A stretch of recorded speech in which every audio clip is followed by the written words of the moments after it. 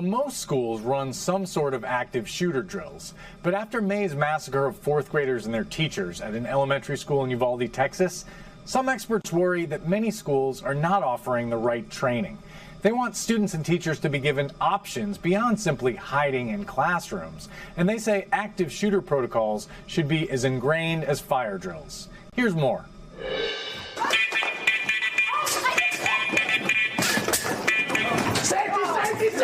This is how some school officials are preparing for a day they hope will never come. School shootings have become a fixture of American society.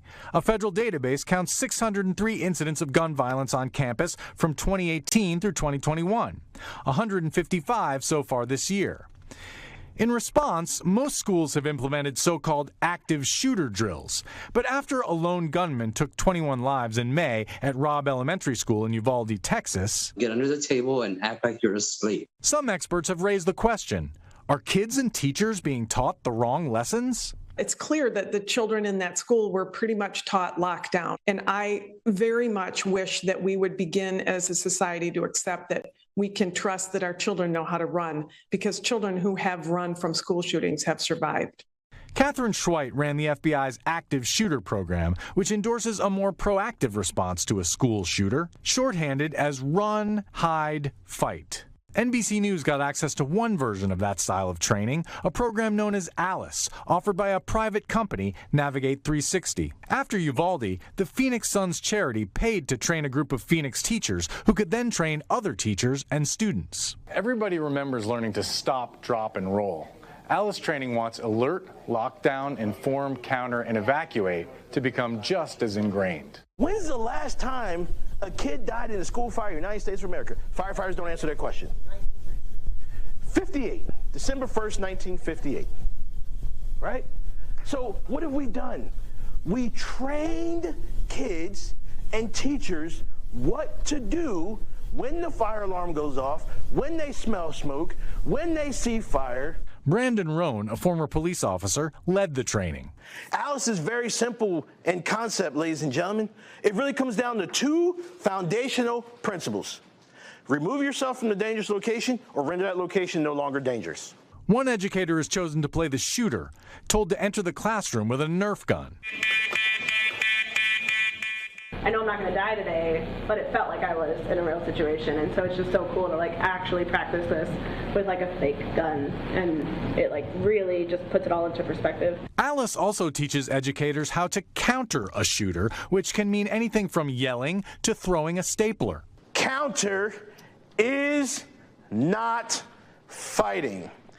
Counter is a physiological, psychological interruption of thought, because we would never advocate an unarmed person fight an armed person. What does counter look like? Counter is two techniques: distraction and control. And Brandon, do you worry at all that by teaching counter, even though you say it's not about fighting back, it's going to encourage people to put themselves in harm's way and actually get somebody killed? I don't, and the reason why I don't is because we teach the science behind the counter and how we're able to use things like noise, movement, distance, and distraction to overload one's ability to process information, and basically you are causing that physiological, psychological interruption of thought. Some critics say ALICE training is the wrong approach. Mike Dorn is the executive director of Safe Haven International, a nonprofit focused on school safety. None of them are tested with all hazard scenarios, because if you just test like ALICE, they test only with active shooter scenarios. Active shooter deaths are one of the rarest types of homicide on school campuses. They account for about 8% of fatalities. So what you end up doing with these type programs, when you focus on active shooter, you condition people, again, that anybody with a gun must be an active shooter. Navigate 360 officials reject those criticisms. And do you believe that this training actually would minimize or reduce injuries and fatalities? I 100% believe that. In fact, we have seen that in several events in K-12 space across the country, where trained students and faculty and staff, deployed the training in a time of need, and was able to increase their survivability. They point to an incident last year when 4 students were killed in a shooting at Oxford High School in Oakland County, Michigan. Another 8 were injured. Oakland County Sheriff Mike Bouchard credits Alice training with preventing more casualties. Our liaison taught them in Alice. Those practices were used and they saved lives. One of the challenges when it comes to the concept of dealing with a violent offender is that you'll freeze.